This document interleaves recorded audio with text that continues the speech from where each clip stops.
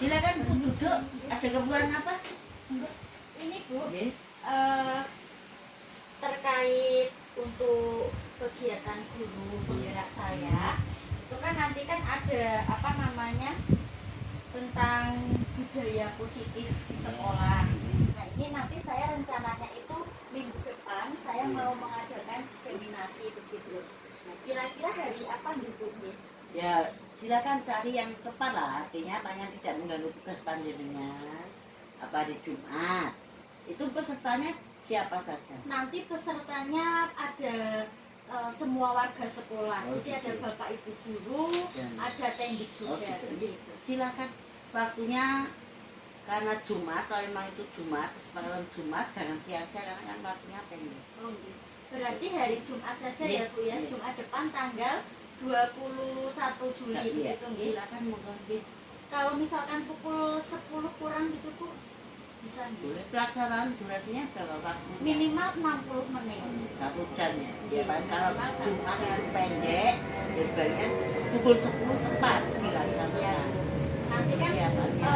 yang akan saya paparkan itu kan ada tentang disiplin positif Ya. dan nilai-nilai kebajikan universal. Jadi Hmm. nilai-nilai kebajikan universal kan ada seperti profil pelajar Ya. Pancasila. Hmm. Nanti ada teori motivasi, hukuman Ya. dan penghargaan. Jadi yang menjadikan motivasi anak-anak itu seperti apa begitu.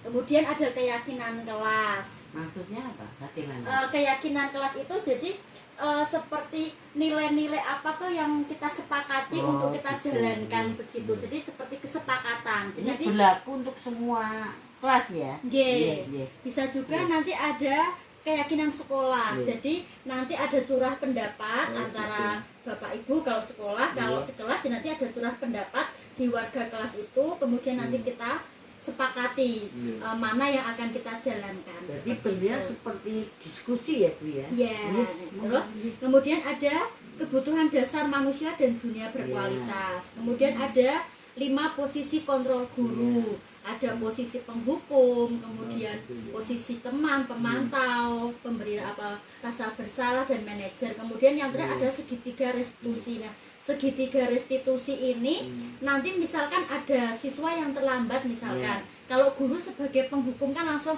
ayo kamu terlambat, sekarang kamu berdiri. Iya. Misalkan kalau di dalam segitiga restitusi kan nanti ada 3. Nanti ada menstabilkan identitas dulu, nanti ditanya, kemudian juga ada validasi tindakan yang salah dan ada menanyakan keyakinan. Jadi di posisi segitiga restitusi ini nanti bagaimana cara kita menyikapi kepada anak yang melanggar aturan. Kalau misalnya bermasalah ya? Ya, betul. oke. Jadi tidak langsung kita marah-marah Di seperti Jasmen Ya, itu betul, kan betul. tidak. Iya. Nah, kita tanya mengapa atau Ya.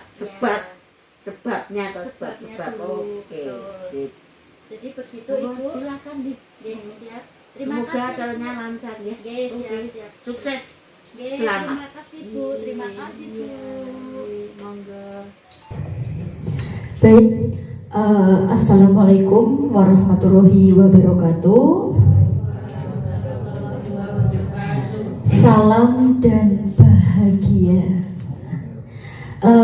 Bapak Ibu, izinkan saya untuk sebenarnya kita hanya sharing bareng saja, kita diskusi bersama tentang budaya positif di sekolah. Tentunya Bapak Ibu sudah seringkali mendengar tentang budaya positif.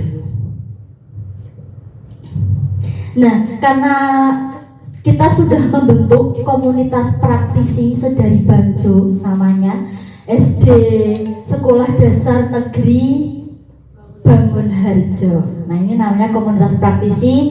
Hari ini kita belajar bersama tentang budaya positif di sekolah. Nah, sebelumnya kita konsentrasi terlebih dahulu. Nah, ini ada gambar Bapak Ibu. Ada gambar ayam, ayamnya 3, ayam tambah ayam tambah ayam 60. Nah, kira-kira yang terakhir berapa?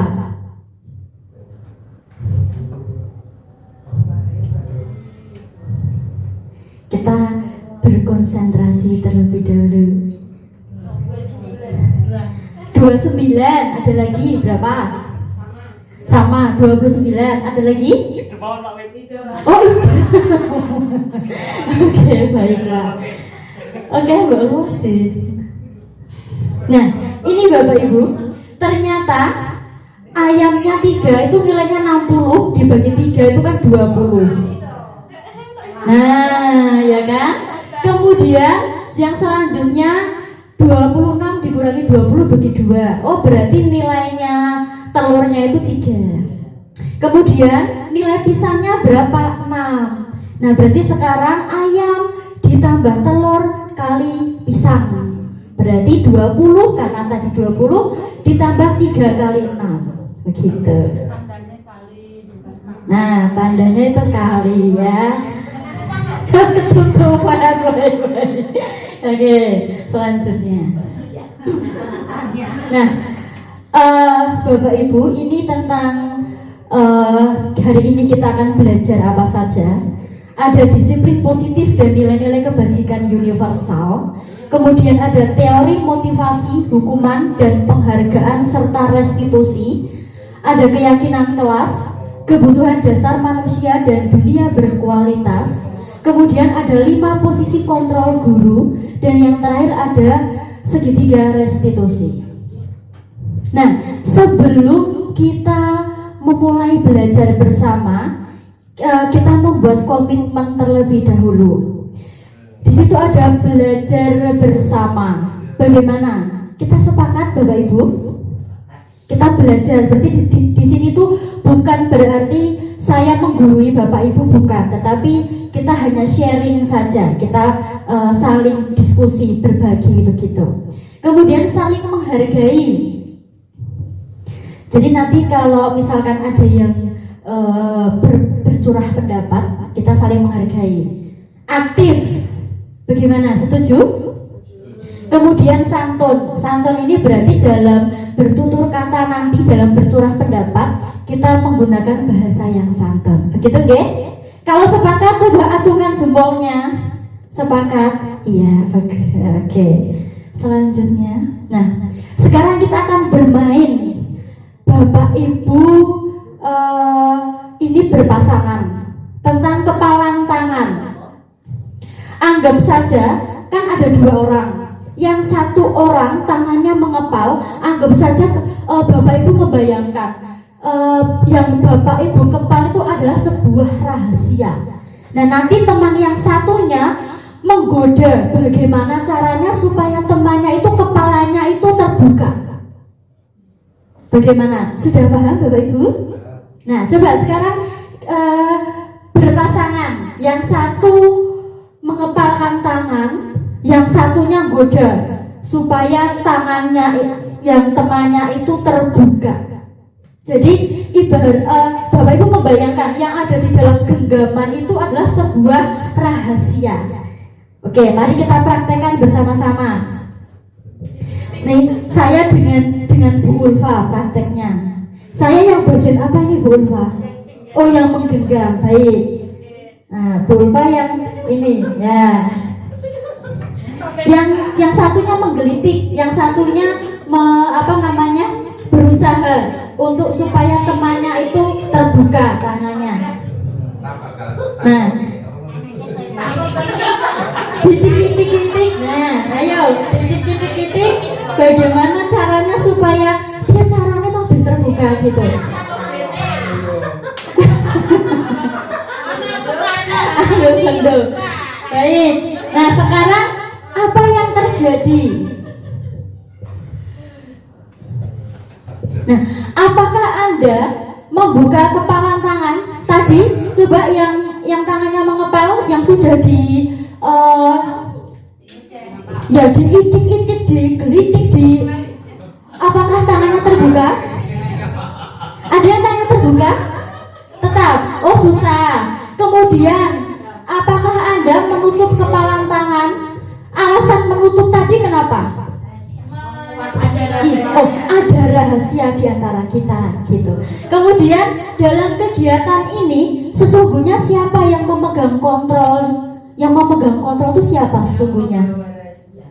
Yang Yang membawa, berarti siapa? Diri kita sendiri. Berarti sepakat yang memegang kontrol atau kendali diri kita sendiri? Oke, selanjutnya. Nah ini, perubahan paradigma, teori kontrol atau teori pilihan, ilusi kontrol. Itu yang pertama ada ilusi guru mengontrol murid. Sebenarnya bukan guru yang mengontrol murid, tetapi murid itu sedang mengizinkan dirinya untuk dikontrol oleh guru. Kemudian yang kedua ada ilusi bahwa semua penguatan positif, efektif dan bermanfaat. Nah ini yang kedua. Jadi mencoba untuk menolak bujuan. Tadi kan ada bujuan-bujuan digelitik dan segala macam. Kemudian yang ketiga, ada ilusi bahwa kritik dan membuat orang merasa bersalah dapat menguatkan karakter.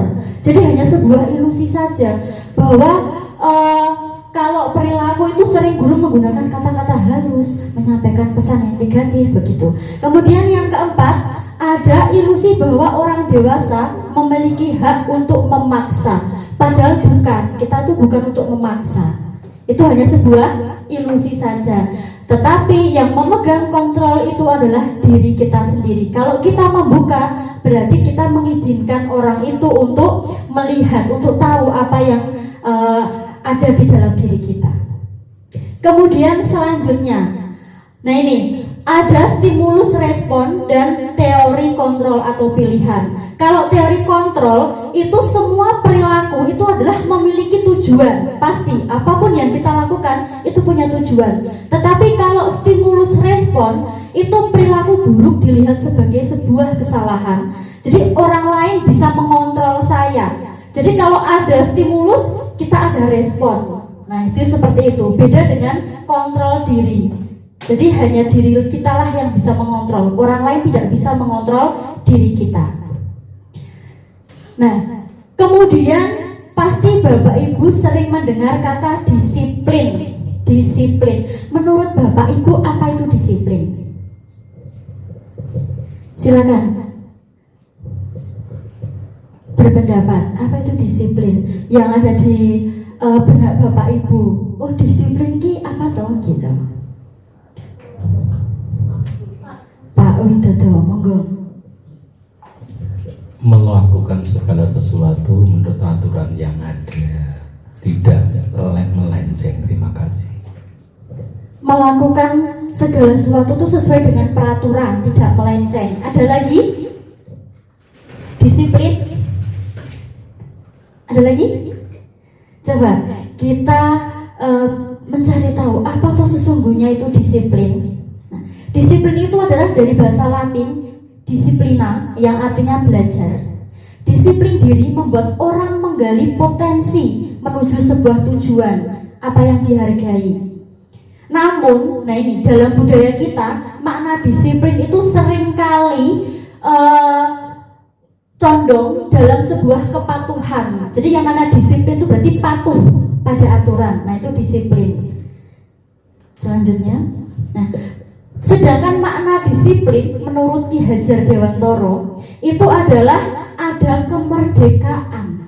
Di situ ada disiplin yang kuat. Kalau ada kemerdekaan, itu ada disiplin yang kuat. Jadi disiplin itu bersifat self disiplin atau disiplin diri. Jadi diri kita yang mendisiplinkan. Itu seperti itu. Kemudian selanjutnya, nah, nilai-nilai kebajikan universal. Nilai-nilai kebajikan itu berarti sifat-sifat positif manusia yang merupakan tujuan mulia. Kemudian menurut William Glasser, setiap perilaku atau perbuatan itu memiliki tujuan, seperti yang teori kontrol tadi. Dengan mengaitkan nilai-nilai kebajikan yang diyakini, maka seseorang akan mendapatkan motivasi intrinsiknya. Jadi ada motivasi dalam diri, itu akan terbangun sehingga akan mencapai tujuan mulia yang diinginkan. Nilai-nilai kebajikan universal yang salah satunya yang kita kenal atau sesuai dengan Indonesia begitu, itu ada nilai-nilai profil pelajar Pancasila. Ada 6 dimensi. Yang pertama, beriman bertakwa kepada Tuhan Yang Maha Esa serta berakhlak mulia. Kemudian ada mandiri, bernalar kritis, kreatif, bergotong royong, dan berkebinekaan global. Jadi anak-anak yang mempunyai disiplin tadi dari dalam dirinya, karena sudah mempunyai motivasi intrinsik, jadi ada motivasi dari dalam diri bukan dari orang lain, maka dia akan meyakini nilai-nilai kebajikan universal ini. Disiplin positif, sering sekali mendengar kata disiplin positif. Cara penerapan disiplin yang mengajarkan anak bertanggung jawab dan menumbuhkan kesadaran diri berdasarkan nilai-nilai kebajikan. Nilai-nilai kebajikan tadi ada profil pelajar Pancasila. Untuk disiplin diri itu lebih ke arah mengontrol diri dalam melakukan segala tindakan. Jadi yang mengontrol itu kita sendiri, bukan orang lain. Itu namanya disiplin diri. Sehingga dapat membuat murid memahami dan menyadari berdasarkan motivasi internal, bukan akibat paksaan, pujian, ataupun hukuman. Itu seperti itu. Nah, sekarang saya bertanya, Bapak Ibu itu pasti memiliki sebuah motivasi.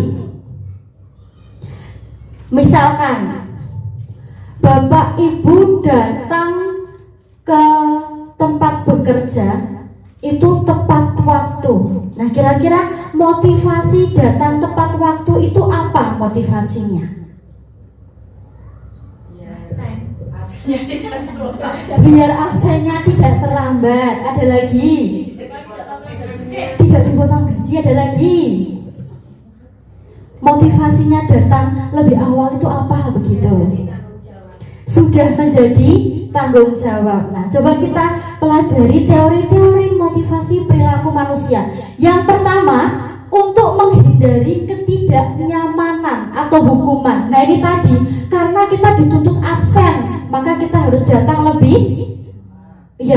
harus datang lebih awal. Itu berarti motivasinya masih eksternal, masih dari luar, bukan dari dalam diri. Kemudian yang kedua, untuk mendapatkan imbalan dari orang lain. Nah, ini supaya kita tetap mendapatkan gaji. Nah, itu berarti motivasinya masih dari luar, masih eksternal. Kemudian yang ketiga, untuk menghargai diri sendiri. Nih, saya akan menjadi orang yang seperti apa bila saya melakukannya. Tadi ada yang menjawab, karena sudah menjadi tanggung jawab kita. Nah, itu berarti kita sudah memiliki motivasi internal atau motivasi dalam diri kita sendiri. Ya, karena memang kita kalau berangkat pagi itu kan, kalau sampai sekolah pagi, sampai di tempat kerja pagi, otomatis kita tidak tergesa-gesa. Misalkan kita belum pakai sepatu misalkan, karena berangkatnya masih pakai sendal. Nah, kita tidak tergesa-gesa, kita lebih santai, lebih nyaman. Itu kita motivasinya dari dalam. Kemudian ada kata merdeka menurut Ki Hajar Dewantara. Mardika iku jarwanyu. Noramung lepasing pangreh nanging uga kuat kuwasa amandiri priyangga. Jadi artinya merdeka itu tidak hanya terlepas dari perintah, tetapi cakap untuk memerintahkan diri sendiri. Jadi bukan karena ada perintah dari orang lain, ada dari paksaan dari orang lain, tetapi bagaimana kita sadar diri, motivasi intrinsik tadi tumbuh dari dalam diri. Oh, kita memang harus disiplin tuh, karena kalau kita disiplin berarti nanti kita akan bagaimana. Nah, itu bolehkah kita memaksa? Ada kata bolehkah kita memaksa? Bolehkah kita memaksa, Bapak Ibu? Tidak. Mengapa tidak boleh memaksa? Karena merdeka. Karena merdeka, iya, karena kita sudah merdeka kok harus memaksa. Nah, ini memaksa itu kadang berhasil, tetapi mungkin hanya jangka pendek saja, ya kan? Kemudian perilaku itu tidak akan menjadi kebiasaan jangka panjang. Nah, itu tadi jangka pendek. Kemerdekaan berekspresi dan potensi anak menjadi terbatas karena tidak merdeka kok, kita dipaksa. Bukan ada dari motivasi intrinsik tadi, bukan ada dari dalam diri kita sendiri. Pernahkah Bapak Ibu mendengar dihukum oleh penghargaan? Mungkin ada yang sudah pernah mendengar. Mungkin Bapak Ibu di kelas pernah memberikan sebuah reward atau penghargaan. Pernah nggih? Tentunya. Nah, dari kita memberikan penghargaan itu bagaimana? Reaksi anak-anak bagaimana? Senang. Yang mendapatkan. Kalau yang tidak mendapatkan bagaimana? Termotivasi. Tetapi adakah anak yang terus menjadi lesu, tidak bersemangat, saya tidak dapat hadiah gitu? Ada? Ada. Nah, ini dihukum oleh penghargaan, pengaruh jangka pendek dan jangka panjang. Ternyata penghargaan itu hanya memberikan pengaruh jangka pendek. Karena anak-anak misalkan ini kita sudah tidak memberikan penghargaan lagi, tidak ada penghargaan kok, sudahlah, nggak usah aja, biasa-biasa saja, malas. Nah, itu. Kemudian penghargaan itu menghukum, jadi bersifat menghukum anak. Penghargaan mengurangi ketepatan. Misalkan, ayo yang bisa mengumpulkan bola 5 misalkan, tanpa memandang warna-warna yang ditentukan. Ya sudah, asal langsung yang penting 5. Ternyata warnanya berbeda, itu kurang tepat. Kemudian penghargaan itu tidak efektif dan penghargaan juga merusak hubungan. Otomatis kalau anak itu sudah lesu, tidak bersemangat, kemudian tidak ada motivasinya, otomatis nanti hubungannya itu akan menjadi renggang. Jadi dia, sudahlah, males saya. Nah, gitu. Bentuk-bentuk program kebajikan. Nah, selain dengan hukum penghargaan, kita bisa menggantinya dengan apresiasi. Jadi apresiasi itu diberikan setelah kita melakukan kegiatan dalam bentuk pengakuan. Apresiasi itu berarti pengakuan. Contohnya itu ada, kemarin saya perhatikan rasa empatimu besar sekali pada saat menolong murid baru di kelas kita. Otomatis kalau kita berkata-kata seperti itu, kita mengapresiasi anak kita seperti itu, dia akan bangga, dia akan merasa diterima. Nah, itu seperti itu. Karena beri pengakuan secara khusus atau pribadi, kemudian secara bergantian. Karena murid itu pasti semuanya punya kelebihannya, tidak ada murid yang tidak bisa. Kemudian konsisten dan fokus pada proses. Prosesnya apa? Begitu, bukan pada hasilnya, tetapi kita memberikan apresiasi itu kepada prosesnya. Nah, ini coba, ini ada sebuah kasus. Iva kurang menguasai pelajaran matematika, sehingga pada saat pelajaran tersebut berlangsung, dia lebih banyak berdiam diri atau menggambar di buku pelajarannya. Pada saat guru matematikanya, namanya Pak Seno, menanyakan pertanyaan, Iva menjadi gugup dan tak sengaja menjatuhkan tasnya dari kursi, serta tiba-tiba menjadi gagap pada saat berupaya menjawab.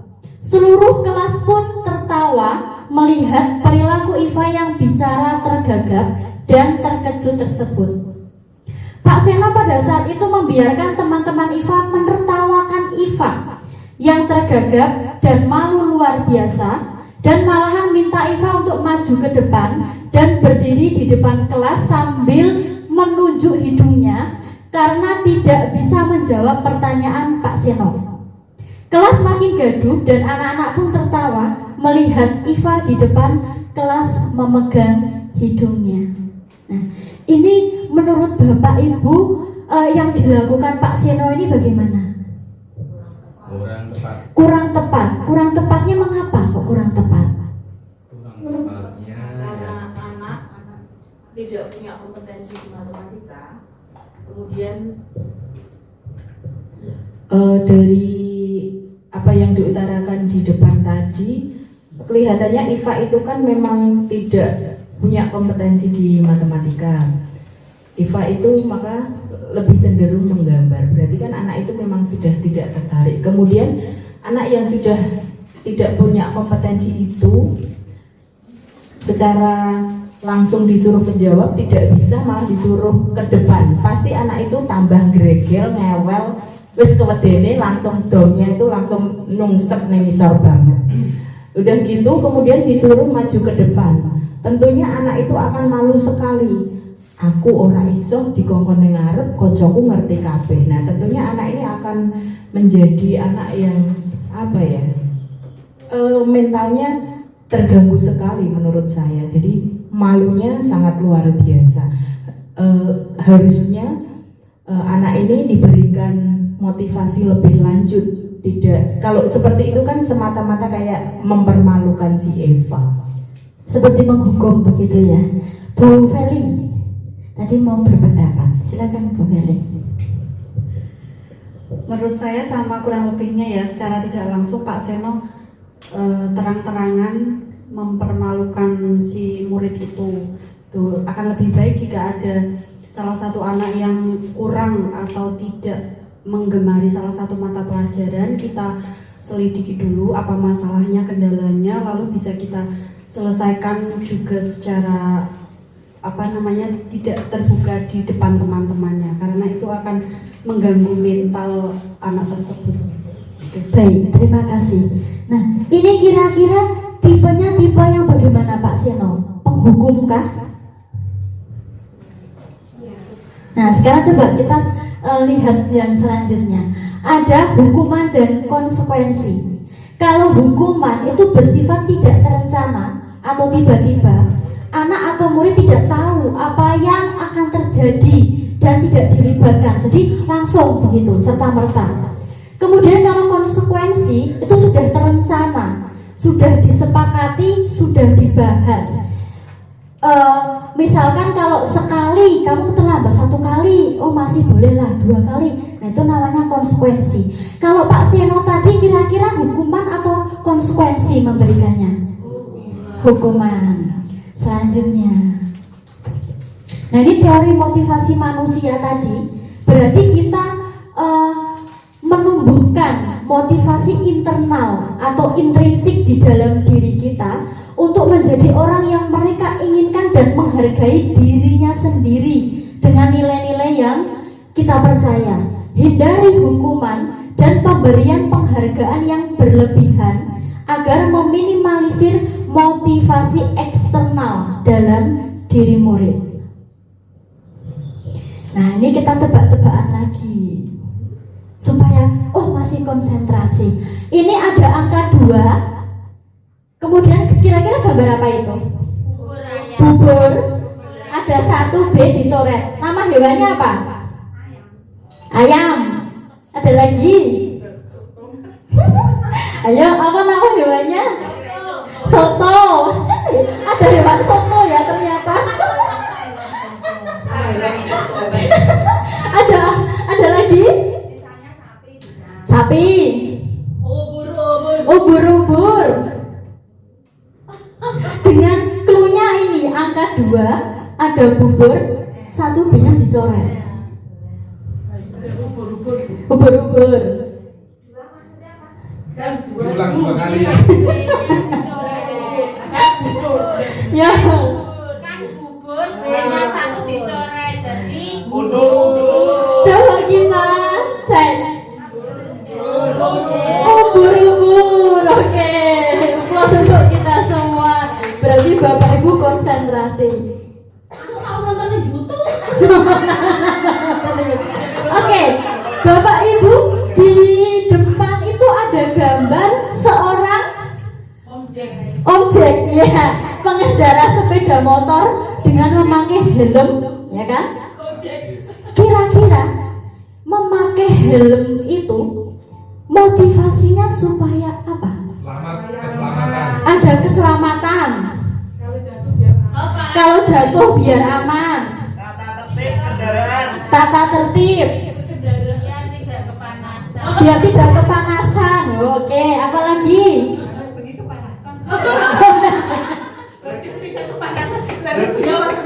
Biar ubannya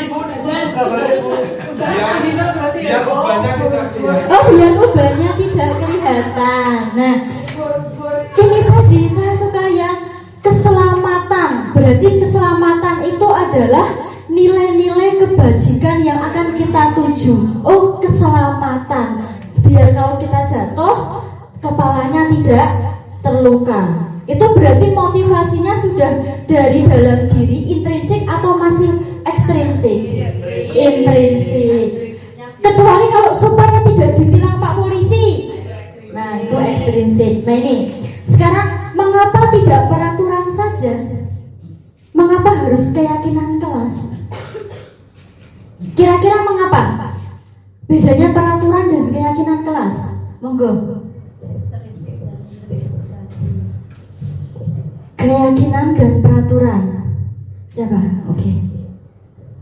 Iya, kalau keyakinan kelas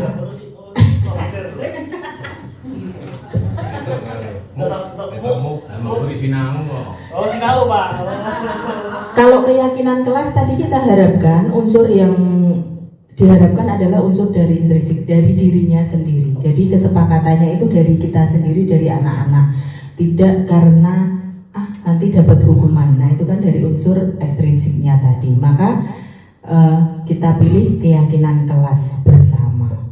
Ada lagi? Bu Eti tadi mau berpendapat. Nah, silakan.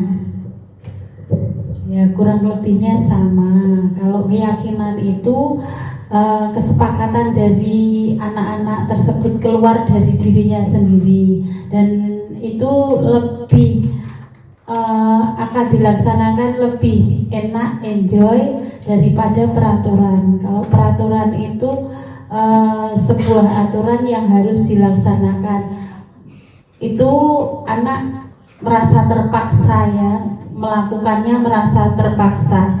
Jadi kadang kurang nyaman hanya demi mematuhi peraturan, anak tersebut melakukan hal tersebut. Demikian. Oh, baik, terima kasih. Nah, ini sama. Jadi peraturan itu hanya dibuat satu orang begitu. Kalau keyakinan itu dibuat bersama-sama dengan murid. Kalau keyakinan kelas. Kalau keyakinan sekolah ya berarti dibuat bersama dari seluruh warga sekolah. Jadi keyakinan, hal-hal apa yang kita yakini itu beda dengan keyakinan terlepas dari latar belakang suku, negara, bangsa maupun agama. Kemudian nilai-nilai kebajikan. Nilai-nilai kebajikan itu menekankan pada keyakinan.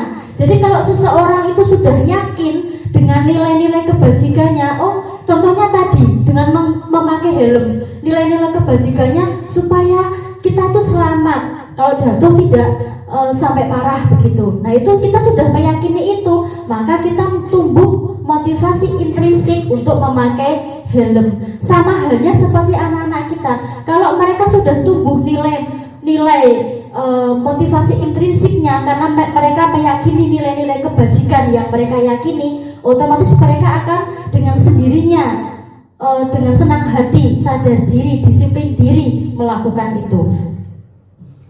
Kemudian pembentukan keyakinan kelas atau sekolah itu pernyataan keyakinan senantiasa dibuat dalam bentuk positif. Contohnya misalkan dilarang membuang sampah. Kira-kira itu kalimatnya negatif atau positif? Negatif. Berarti kalau kalimatnya positif bagaimana? Nah, buanglah sampah pada tempatnya. Jadi keyakinan kelas ini menghindari kata-kata yang negatif. Kemudian keyakinan kelas berupa pernyataan-pernyataan universal. Keyakinan kelas sebaiknya sesuatu yang dapat diterapkan. Jadi yang dapat diterapkan. Contoh misalkan tanggung jawab, itu kira-kira dapat diterapkan tidak? Bertanggung jawab itu kan dapat diterapkan. Kemudian semua warga kelas hendaknya ikut berkontribusi atau bercurah pendapat. Kemudian sekarang ada prosedurnya tentang pembentukannya. Yang pertama itu mempersilahkan semua warga sekolah atau murid untuk saling bercurah pendapat. Kita bisa menggunakan post-it, nanti anak-anak atau kita menulis, kemudian nanti ditempel. Kemudian setelah itu mencatat semua masukan dari hasil curah pendapat tadi. Kemudian disusun, kalau masih ada kalimat yang negatif, kita susun, kita ubah menjadi kalimat positif. Kemudian ditinjau lagi. Contoh misalkan ini, berjalan di kelas, dengarkan guru, datanglah tepat waktu. Itu kita jadikan satu di bawah satu payung. Nilai-nilai kebajikan yang akan kita tuju itu apa? Oh, saling menghormati atau hormat. Berarti saling menghormati. Kita menghormati apa? Menghormati waktu. Berarti kita datangnya tepat waktu. Kemudian mempersilahkan warga sekolah untuk tidak terlalu banyak. Jadi nanti kesepakatan itu kita sepakat antara 3 sampai 7. Karena kalau terlalu banyak, anak-anak nanti susah untuk mengingatnya. Kemudian setelah selesai dibuat, ditinjau ulang, anak-anak menyetujui, nanti dibubuhkan tanda tangan. Jadi setiap personil itu kita tanda tangan di situ bahwa kita sepakat untuk melakukan itu. Kemudian kalau sudah bisa ditempel di dinding atau di kelas masing-masing. Nah, dalam keyakinan kelas atau sekolah itu guru berperan dalam mewujudkan terbentuknya keyakinan. Jadi antara guru dengan murid itu ada kolaborasi. Jadi keyakinan tadi adalah pernyataan universal yang mudah diingat, mudah dipahami dan bisa diterapkan. Ini salah satu contohnya, ada menghargai dan peduli, semangat, saling suka menolong, gotong royong, mandiri, bertanggung jawab, integritas, beriman, bertakwa kepada Tuhan Yang Maha Esa dan berakhlak mulia. Nanti Bapak Ibu bisa praktek atau mungkin Bapak Ibu juga sudah praktek di dalam kelas. Kemudian ada kebutuhan dasar manusia itu ada 5. Ada kebutuhan bertahan hidup, cinta dan kasih sayang, kebebasan, kesenangan dan kekuasaan. Nah, ini ada video, mari kita simak bersama-sama video ini.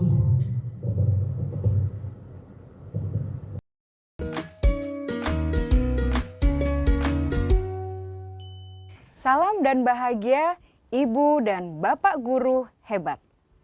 Untuk membangun budaya sekolah yang positif dengan lingkungan yang aman dan mendukung murid untuk menjadi pribadi yang berdaya, seimbang, dan bahagia, salah satu upaya yang dapat dilakukan oleh guru adalah memahami kebutuhan dasar yang mendasari perilaku murid. Pada video kali ini, kita akan membahas tentang 5 kebutuhan dasar manusia.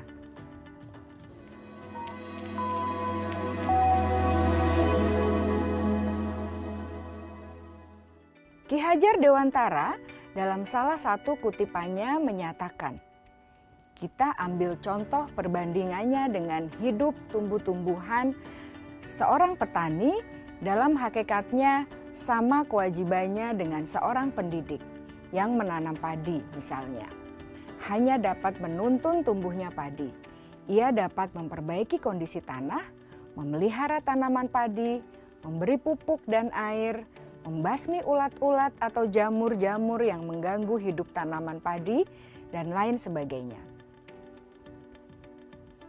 Ketika guru memahami kebutuhan apa yang mendasari perilaku murid, dan guru berusaha menuntun dan mendukung murid dalam memenuhi kebutuhannya secara positif, pada hakikatnya Guru tersebut ibarat seorang petani yang sedang berusaha memahami kebutuhan masing-masing tanaman.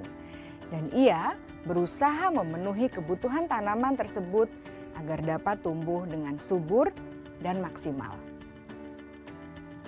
Dr. William Glasser, seorang psikiater dari Amerika Serikat, menyatakan bahwa seluruh tindakan manusia memiliki tujuan tertentu, yaitu memenuhi kebutuhan dasarnya.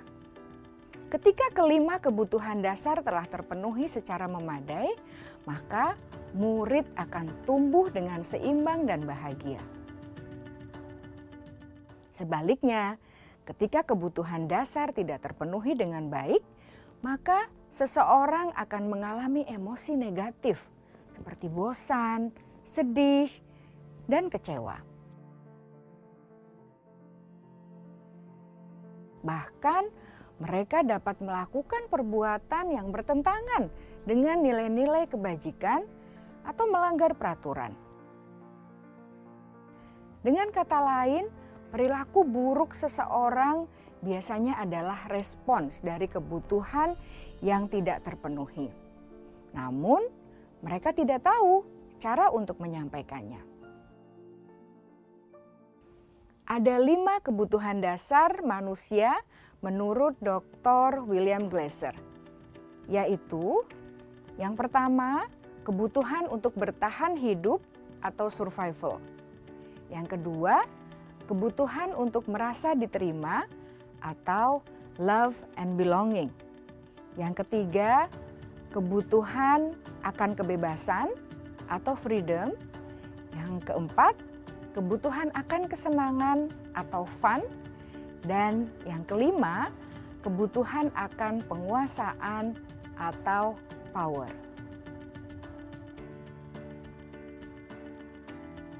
Kebutuhan dasar yang pertama adalah kebutuhan yang bersifat fisiologis untuk bertahan hidup atau survival. Misalnya, kesehatan, rumah, dan makanan. Kebutuhan biologis sebagai bagian dari proses reproduksi, termasuk kebutuhan untuk tetap bertahan hidup.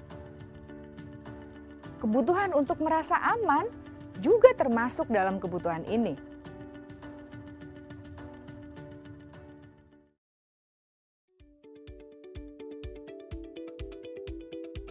Agar murid dapat belajar dengan baik, kebutuhan mereka akan rasa aman, pangan, sandang, dan papan harus terpenuhi. Bagaimana mungkin mereka dapat belajar dengan baik bila mereka datang ke sekolah dengan perut yang lapar atau bila rumah mereka kebanjiran?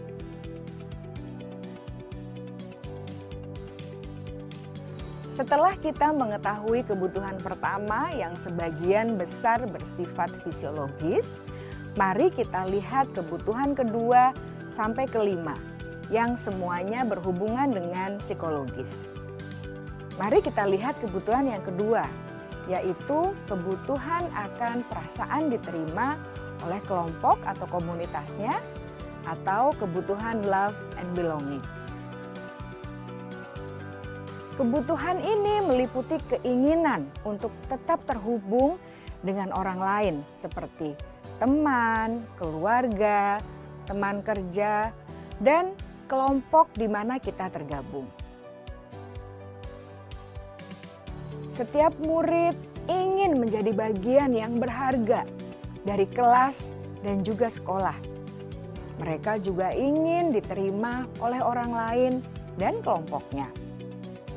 Bahkan, murid yang terlihat paling cuek pun jauh di dasar hatinya pasti ingin merasa diterima.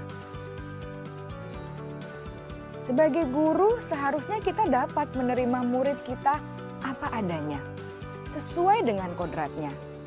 Karena setiap murid adalah unik.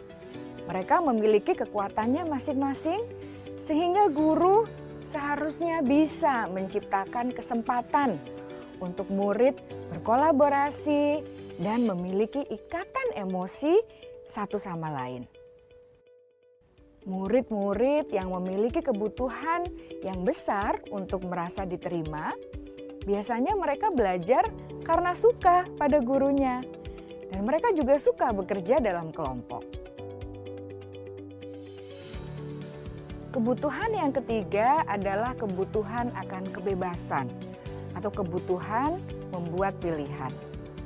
Murid harus diberi kesempatan untuk membuat pilihan dan bertanggung jawab atas pilihan yang mereka telah ambil. Memberi mereka kebebasan bukan berarti membiarkan mereka melakukan apa saja yang mereka mau, melainkan lebih memberi mereka kesempatan untuk membuat pilihan, menyuarakan pendapat mereka dengan percaya diri, dan memberi mereka kesempatan untuk mencoba hal-hal yang baru. Pembelajaran dengan metode yang beragam dan menarik juga akan memenuhi kebutuhan murid tentang kebebasan ini. Pembelajaran berdiferensiasi di mana guru menyediakan beberapa jenis tugas yang bisa dipilih oleh murid sesuai minat mereka, sangat baik untuk mengembangkan murid menjadi lebih mandiri dan memiliki motivasi internal. Karena kebutuhan akan kebebasan pada dasarnya adalah kebutuhan untuk mandiri, memiliki otonomi, memiliki pilihan, dan mampu mengendalikan arah hidupnya sendiri.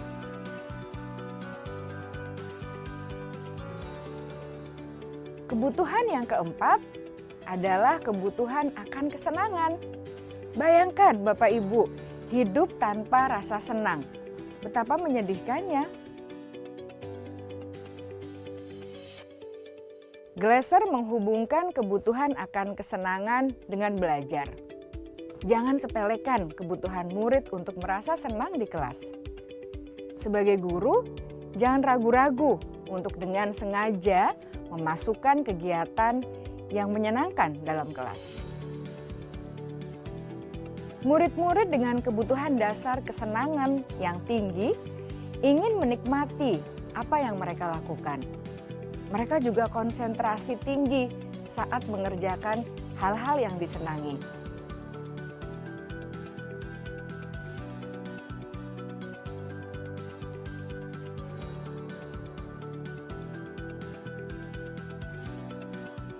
Kebutuhan yang kelima adalah kebutuhan akan penguasaan.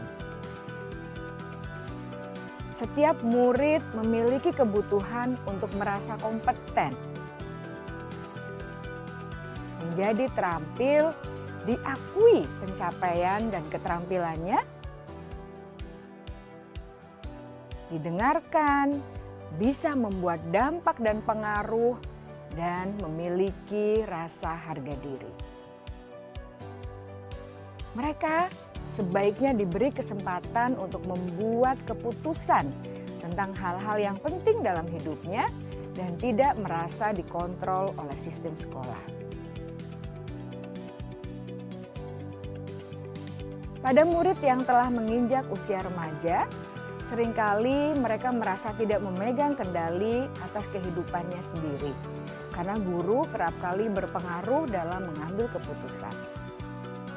Murid-murid yang memiliki kebutuhan dasar akan penguasaan yang tinggi biasanya selalu ingin menjadi pemimpin. Mereka juga suka mengamati sebelum mencoba hal-hal yang baru. Mereka juga perfeksionis dan merasa kecewa bila melakukan kesalahan.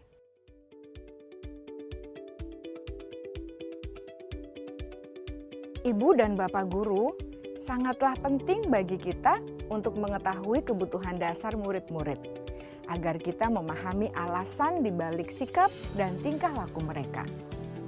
Bila murid berperilaku buruk atau melanggar peraturan, sehingga tindakannya tidak sesuai dengan nilai-nilai kebajikan, maka guru harus mencari tahu alasan yang mendasari tindakan tersebut dan kebutuhan apa yang belum terpenuhi. Melalui percakapan dengan guru dalam pendekatan disiplin positif, murid dapat diajak untuk bersikap reflektif dalam mengenali kebutuhan-kebutuhan yang berusaha mereka penuhi dan mendasari tindakan mereka. Jika guru mengabaikan perilaku buruk murid-murid, maka perilaku tersebut akan berpengaruh pada suasana kelas yang kurang kondusif dan akan berpengaruh pada tujuan dari pendidikan itu sendiri. Ibu, bapak guru hebat, mari kita menjadi guru yang lebih baik dengan memahami kebutuhan dasar murid-murid kita dan senantiasa membimbing mereka untuk menjadi pribadi yang berdaya, seimbang, dan bahagia. Salam dan bahagia, Ibu dan Bapak guru hebat. Nah, Bapak Ibu, tadi kita sudah melihat tentang 5 kebutuhan dasar, hubungannya dengan ada kebutuhan untuk bertahan,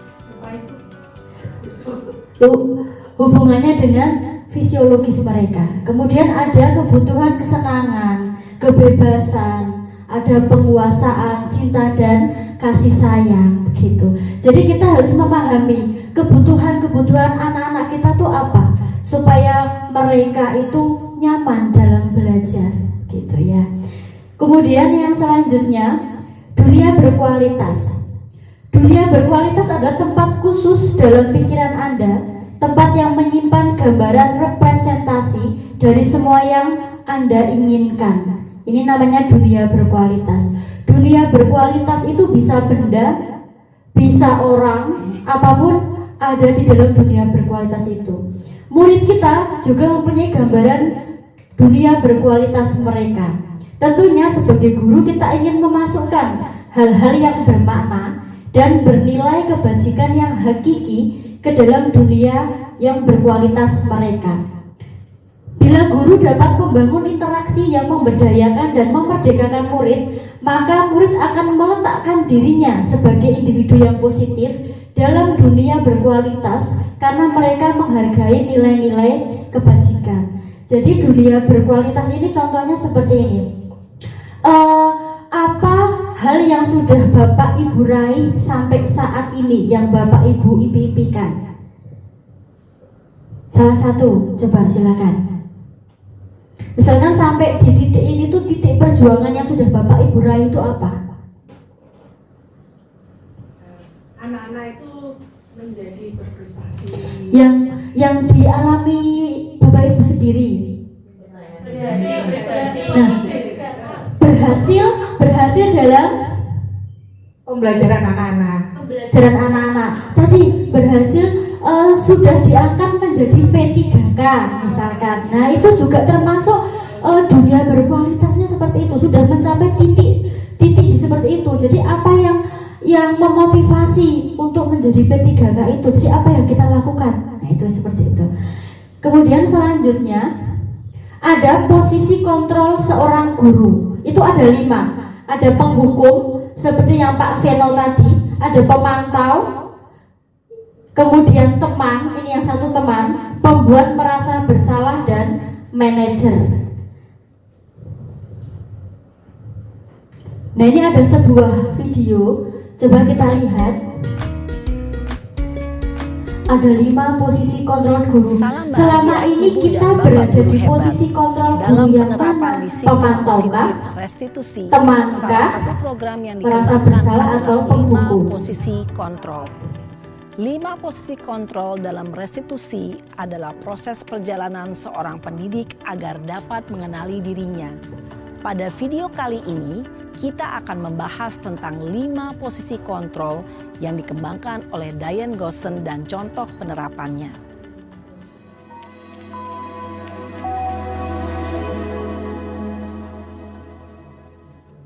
Lima posisi kontrol itu adalah 1. Posisi penghukum, 2. Posisi pembuat merasa bersalah, 3. Posisi teman, 4. Posisi pemantau atau monitor, dan 5. Posisi manajer.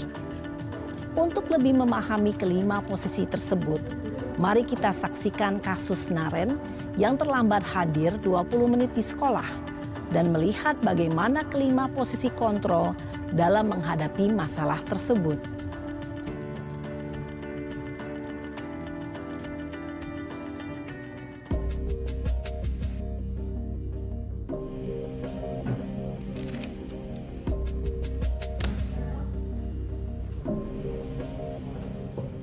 Naren! Ini yang pertama posisi penghukum. Sini kamu. Selamat pagi, Bu. Selalu terlambat. Kamu deh, pasti terlambat. Maaf, Bu. Saya... Apa? Apa coba? Alasan kamu apa lagi? Kapan sih kamu tidak terlambat? Malas sekali ya kamu jadi anak. Saya... Dasar pemalas. Gak kapok-kapok sih kamu. Sudah berapa kali terlambat? Sana, kamu keliling lapangan basket 2 kali. Kenapa saya harus keliling lapangan basket, Bu? Kenapa? Kamu mau lawan ibu? Berani-beraninya jawab. Sudah terlambat, masih berani jawab pula. Sekarang, keliling lapangan basket 5 kali sekalian. Biar kapok. Cepat, pergi sana ke lapangan basket. Posisi penghukum biasanya berbicara dengan nada tinggi, menghardik, menunjuk-nunjuk, menyakiti, dan menyindir. Hukuman bisa berupa fisik maupun psikis. Ibu dan bapak guru hebat. Dampak yang terjadi pada murid ketika guru berada pada posisi penghukum adalah murid cenderung akan memberontak, bahkan menyimpan dendam.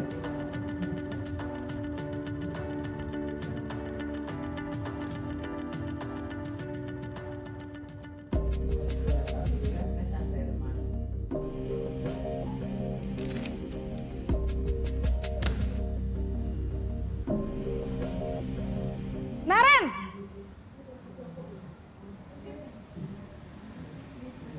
Selamat pagi, Bu. Naren. Kamu kenapa terlambat lagi, Nak? Ya Tuhan, Naren. Kamu senang ya bikin ibu susah ya? Kalau kamu terlambat lagi, nanti ibu yang ditegur bapak kepala sekolah, Nak. Disangka ibu tidak bisa membina kamu. Duh, gimana ini? Maaf, Bu. Duh, Gusti Naren. Kamu suka ya kalau ibu ditegur bapak kepala sekolah? Terus, sekarang ibu harus tulis apa ini di buku absen? Ini kamu sudah sering terlambat loh. Ibu harus apa coba? Maaf, Bu. Maaf sekali. Ya sudah, lain kali jangan bikin ibu susah lagi ya, Nak ya. Ibu tidak akan kuat lagi kalau kamu begini terus. Bisa jantungan kalau ibu ditegur bapak kepala sekolah. Sana cepat ke kelas. Maaf ya, Bu. Maaf sekali. Posisi pembuat rasa bersalah berbicara dengan nada tenang, cenderung lembut. Namun kata-kata yang diutarakan membuat murid merasa menjadi orang yang gagal. Memandang buruk dirinya sendiri, merasa tidak berharga, dan tidak sanggup membahagiakan orang lain. Ketika guru mengambil posisi pembuat rasa bersalah, murid akan menganggap dirinya yang bersalah dan ia akan menyimpan emosi negatif tersebut di dalam dirinya.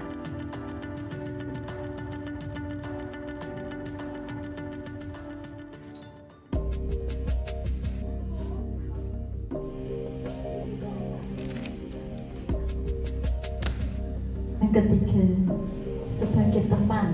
Naren!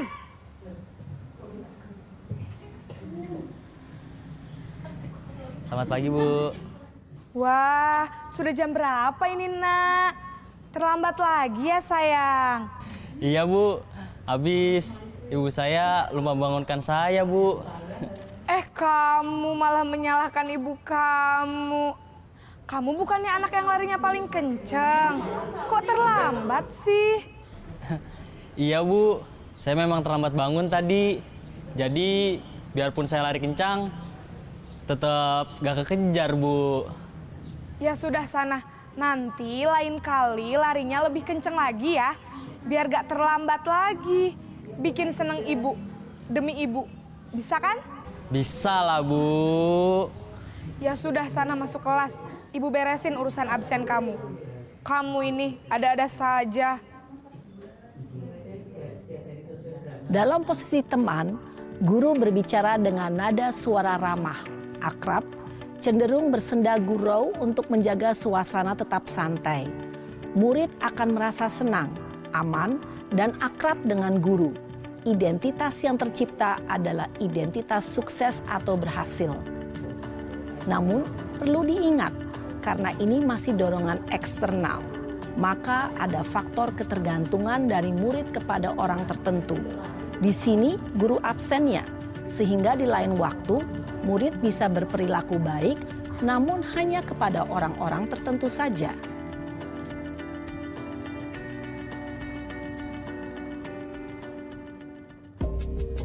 Yang selanjutnya posisi pemantau. Kalau tadi teman, ini pemantau atau memonitor. Naren!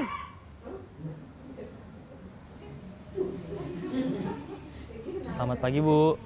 Naren, apa peraturan sekolah kita tentang jam berapa kita harus masuk sekolah, nak? Kita harus di sekolah jam 7, Bu. Iya, betul. Sekarang sudah jam 7.20. Naren sudah tahu konsekuensinya jika terlambat hadir. Paham, Bu. Saya harus tinggal kelas pas jam istirahat selama 20 menit. Iya, benar. Konsekuensinya demikian. Jadi nanti jam 9.30 pas istirahat, kamu harus tinggal di kelas, kerjakan tugas tambahan untuk ketertinggalan kamu, ya? Baik, Bu. Posisi pemantau mengandalkan penghitungan atau data untuk mengontrol murid. Guru mengarahkan murid berdasarkan peraturan dan konsekuensi. Seorang pemantau menunjukkan bahasa tubuh dan ekspresi wajah yang datar dan cenderung formal. Kalau posisi pemantau itu nanti ada konsekuensinya apa gitu.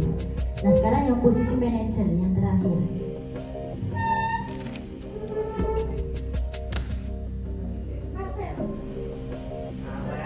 Naren!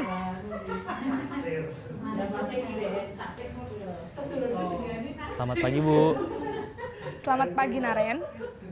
Maaf, Bu. Saya terlambat.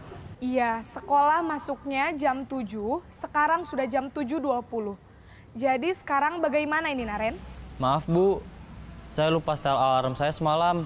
Baiklah, menurut kamu, keyakinan sekolah yang mana yang perlu kamu tingkatkan? Menghargai diri sendiri dan orang lain mungkin ya, Bu. Setuju. Jadi, apakah Naren meyakini prinsip saling menghormati tersebut? Iya, Bu. Saya meyakininya. Apakah Naren bersedia memperbaiki masalah keterlambatan ini? Bersedia, Bu. Bagaimana kamu akan perbaiki masalah keterlambatan ini? Saya akan coba untuk tidak lupa menyetel alarm saya, Bu. Baik, kalau Naren lupa menyetel alarm di rumah, ada orang yang kira-kira bisa bantu mengingatkan tidak? Ada, Bu. Kakak saya, Kak Ema. Ada lagi selain Kak Ema? Selain Kak Ema, ada ibu saya. Baik, jadi yang mengingatkan Naren adalah Kak Ema dan ibu kamu ya? Kira-kira akan mulai setel alarm kapan nih, Naren? Setelah pulang sekolah, akan segera saya lakukan. Baik, jadi Naren akan setel alarm untuk bangun besok pagi dan akan diingatkan oleh kakak dan ibunda Naren ya. Ada lagi yang mungkin perlu dilakukan, Naren? Agar tidak terlambat bangun lagi. Tidak ada, Bu. Baik, Naren. Terima kasih untuk kerjasama kamu. Sekarang kamu perlu kembali ke kelas untuk belajar. Baik, Bu. Terima kasih. Posisi manajer adalah posisi kontrol yang disarankan untuk membimbing murid memiliki sikap disiplin yang positif, yaitu murid yang mandiri, bertanggung jawab, dan dapat memecahkan masalah. Tujuan dari posisi ini adalah agar murid dapat berefleksi atas tindakannya. Guru akan dengan tulus memberikan pertanyaan-pertanyaan bermakna, sehingga membuat murid dapat belajar dari kesalahannya dan mencari sebuah solusi untuk menyelesaikannya. Ibu dan bapak guru hebat, setelah mengamati adegan kelima posisi kontrol tadi, kira-kira posisi mana yang paling ideal? Posisi mana yang dapat menunjang motivasi intrinsik murid? Ya, tentu posisi manajer. Posisi ini memang posisi ideal yang ingin dituju setiap pendidik. Pada posisi inilah, guru dapat menerapkan disiplin positif yang berpihak pada murid, yang memerdekakan murid. Perjalanan seorang pendidik tentunya tidak mudah untuk sampai pada posisi seorang manajer. Namun, tujuan kita pasti, yaitu menciptakan murid-murid yang mandiri, merdeka, dan bertanggung jawab. Semoga penggambaran 5 posisi kontrol yang telah diperlihatkan ini dapat menjadi ajang refleksi bagi kita semua, agar dapat terus mengasah dan menerapkan disiplin positif yang memerdekakan murid. Mari terus berlatih dan bersemangat. Selamat menerapkan. Salam dan bahagia Ibu dan Bapak Guru hebat. Nah, Bapak Ibu sudah menyaksikan tentang 5 posisi kontrol guru. Kira-kira yang baik untuk dilakukan posisi kontrol guru yang mana? Yang manajer, teman, yang teman dan pemantau itu bagus. Tetapi yang netral, yang membimbing murid, jadi murid itu bisa menemukan solusi untuk memperbaiki dari kesalahannya, itu adalah posisi manajer. Jadi kita sebagai guru, kita disarankan posisi kita itu sebagai posisi manajer. Nah ini.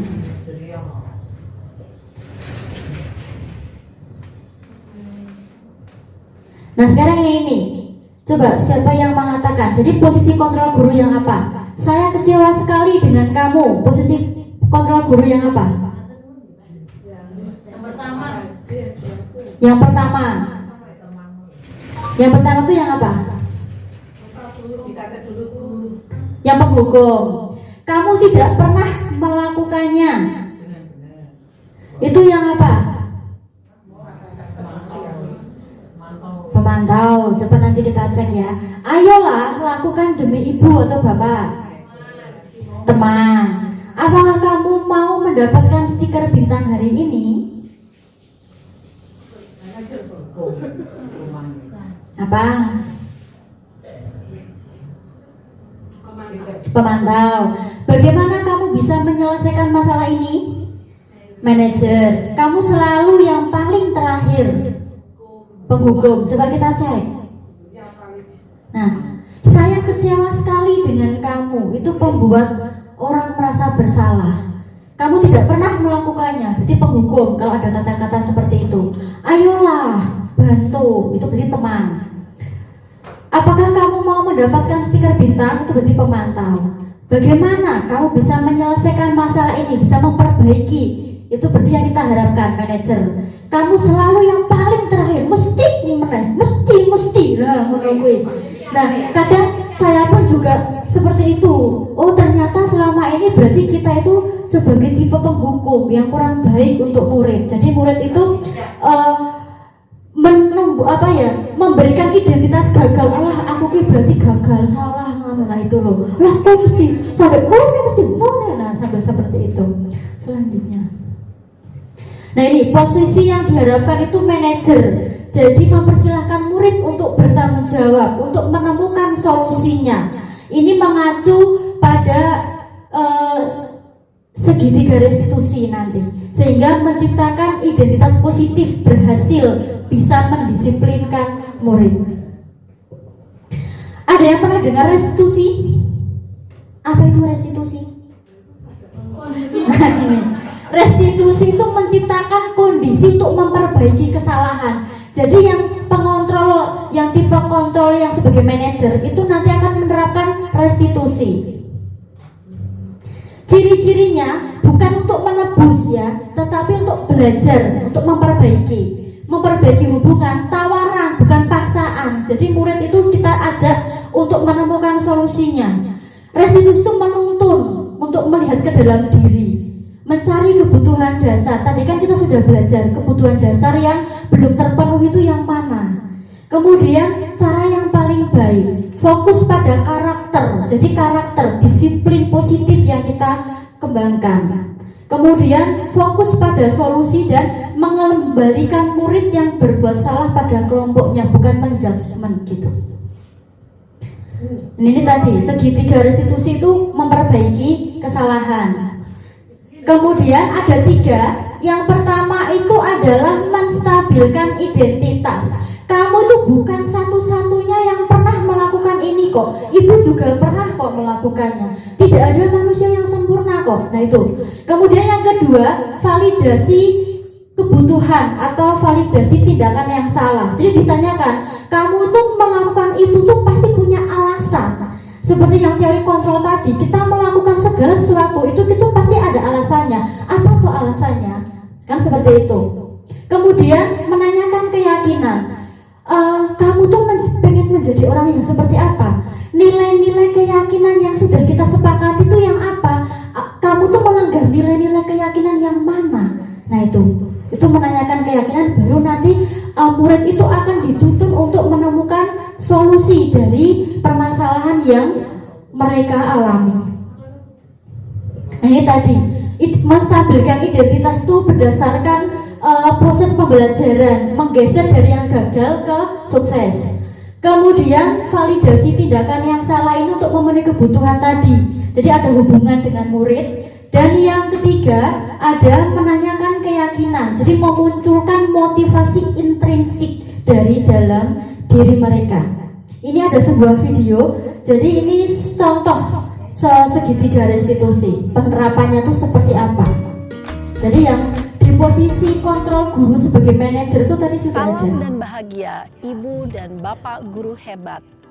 Pada video kali ini kita akan membahas tentang salah satu program disiplin positif yang diterapkan di lingkungan sekolah yang dikenal dengan nama restitusi.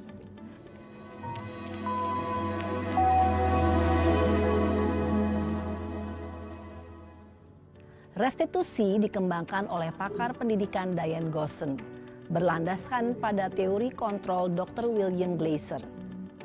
Segitiga restitusi adalah suatu proses dialog yang dijalankan oleh guru atau orang tua agar dapat menghasilkan murid yang mandiri dan bertanggung jawab. Pada saat guru di posisi manajer, aspek yang dikembangkan pada murid adalah motivasi intrinsik, sehingga penanaman nilai-nilai kebajikan dapat tumbuh dan berkembang menjadi suatu kebiasaan positif yang akhirnya membentuk karakter murid. Proses dialog ini terdiri dari 3 langkah yang digambarkan pada ketiga sisi pada segitiga restitusi. Sisi pertama adalah menstabilkan identitas. Sisi yang kedua adalah validasi tindakan yang salah. Dan sisi yang ketiga adalah menanyakan keyakinan. Ibu dan Bapak guru, berikut ini akan ditunjukkan bagaimana seorang guru berada dalam posisi manajer menggunakan penerapan segitiga restitusi.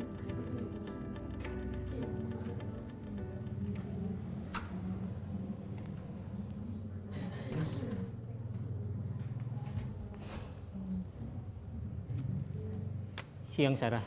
Siang Pak. Sudah lama nggak ketemu Sarah. Kenapa hari ini ada di sini? Kesel Pak, kesel banget. Masa aku dikatain tukang fitnah Pak? Ya aku marah lah. Aku balik ngatain Eka di depan kelas. Kesel banget. Oh begitu. Ya pasti kamu marah dan kesal. Bapak juga akan marah apabila ada yang menuduh Bapak seperti itu. Kemudian pada saat itu kamu mau melakukan apa? Ya saya langsung ngatain Eka lah Pak. Kesel banget. Saya bentak-bentak dia depan teman-teman lain. Oh begitu. Pasti kamu melakukan seperti itu karena suatu alasan tertentu bukan? Iyalah, masa saya diam saja Pak? Ya saya bela diri lah. Masa saya dituduh tukang fitnah? Ya wajarlah. Mempertahankan harga diri itu sesuatu yang penting buat kamu. Untung kamu tidak bertindak lebih gegabah lagi. Hanya membentak-bentak. Iya Pak. Untung saya masih bersabar dan hanya membentak saja. Sudah gemes padahal, saya pasti bela diri lah. Ya pasti ya, tapi kamu memilih untuk tetap bertahan dan bersabar. Kamu memilih untuk tidak berbuat lebih parah lagi bukan? Iya. Nah, sekarang coba kita lihat lagi. Tindakan kamu yang bentak-bentak Eka di kelas. Tindakan kamu itu kira-kira sesuai dengan keyakinan kelas atau prinsip kamu tidak? Enggak lah Pak, capek Pak jadi pemarah. Jadi keyakinan atau prinsip mana yang kurang sesuai dengan keinginan kamu? Ya, saya sebenarnya sangat menghargai orang lain. Mungkin saat itu saya menjadi emosi, jadi tidak menunjukkan sikap itu. Kamu meyakini tidak? Menghargai orang lain itu penting buat kamu. Yakinlah Pak. Iya, setuju. Kita harus saling menghargai. Namun, ada juga keyakinan yang kita sepakati yang perlu kita jalankan apabila kita sedang marah, bukan? Ya, saya bisa lebih proaktif, mulai dengan diri sendiri. Saya bisa jadi lebih bersabar, mengambil waktu jeda untuk berpikir mau apa selanjutnya. Kira-kira kamu bersedia memperbaiki masalah ini tidak? Bersedia, Pak. Kalau kamu memperbaiki masalah ini, kamu akan menjadi orang seperti apa? Saya akan menjadi orang yang bertanggung jawab kali ya, Pak. Dan senantiasa proaktif. Iya. Menurut kamu, bagaimana rasanya menjadi orang seperti itu? Ya nyaman lah, bangga bisa bersabar dan menahan diri. Baiklah kalau begitu. Yuk kita pikirkan bagaimana memperbaiki masalah ini.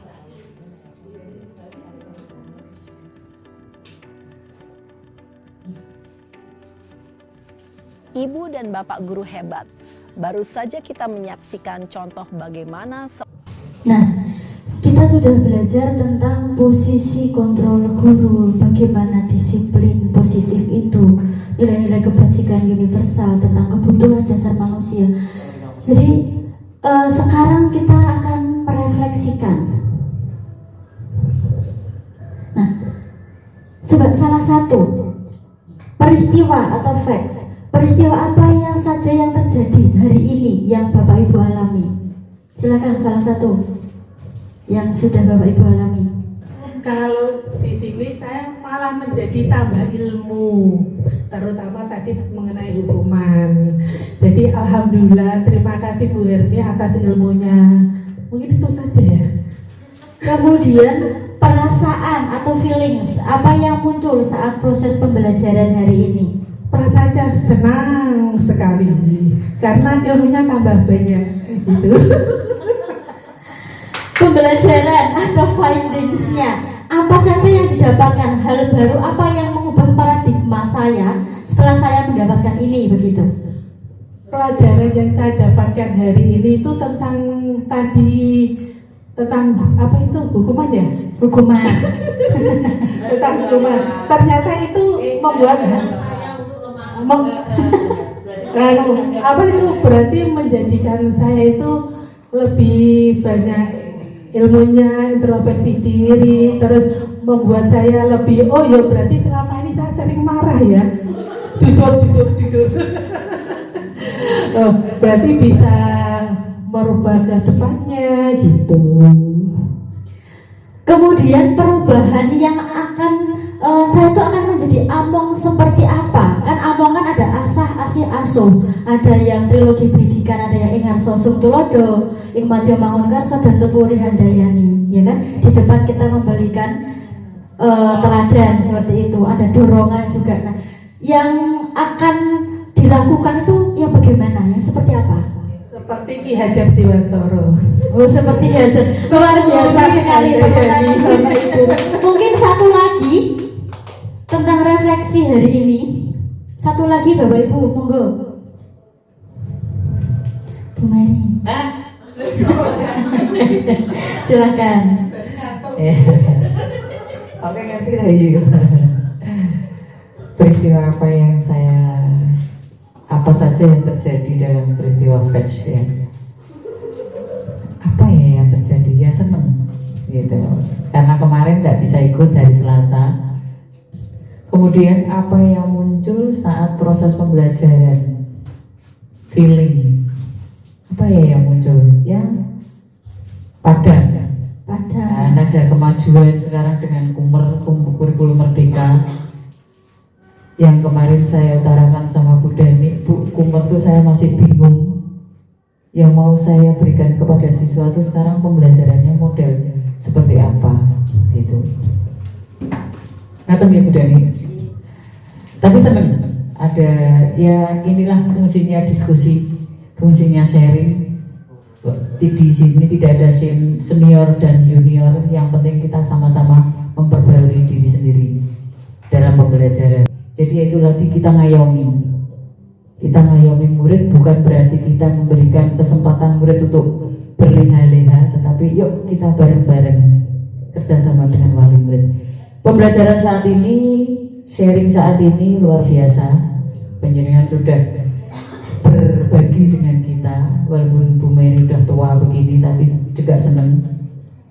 Semoga ini tidak hanya dislogankan dan kita gembar-gemborkan, tetapi bisa kita aplikasi di dalam perkembangan pendidikan di era Kumer saat ini. Nanti ya Bu Dani, kurang lebihnya terima kasih. Baik, terima kasih, tepuk tangan untuk Bu Mary.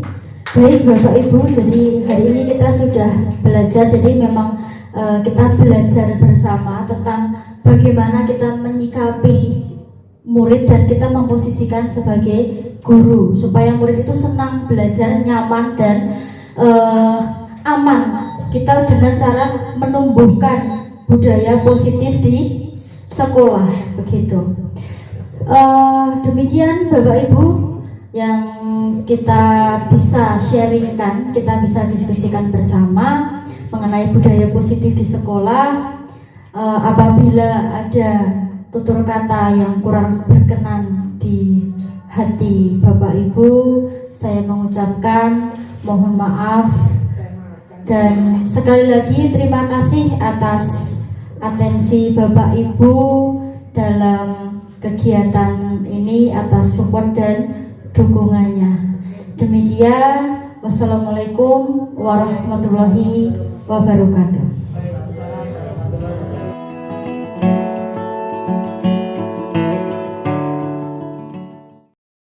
Hari ini kita akan membuat keyakinan kelas atau kesepakatan kelas secara bersama.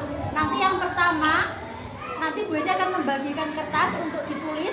Nanti silakan bercurah pendapat di situ.